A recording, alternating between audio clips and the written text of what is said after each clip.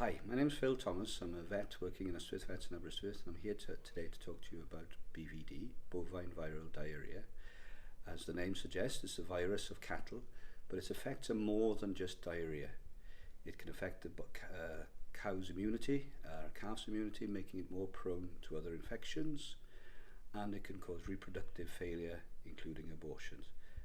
But the way that the virus affects unborn calves is probably the most significant, in that it can create what's called persistently infected calves.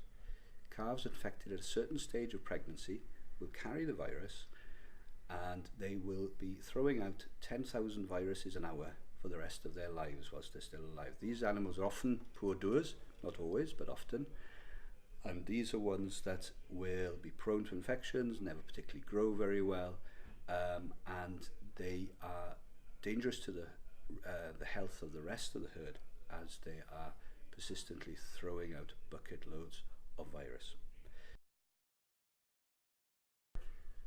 Gwaredu BVD is a program that has been designed by Royal Vet College in conjunction with colleague Sir Gar to get rid of BVD from the Welsh national herd.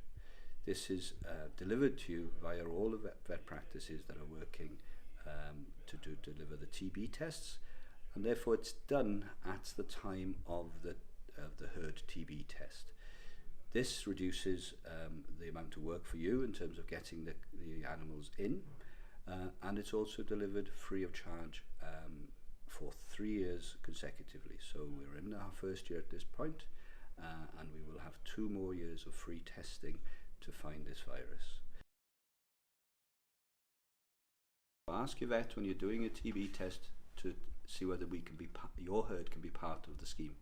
It's important for all the herds in Wales that we get rid of this horrible virus that costs every farm that has it up to £40 to £100 per cow per year.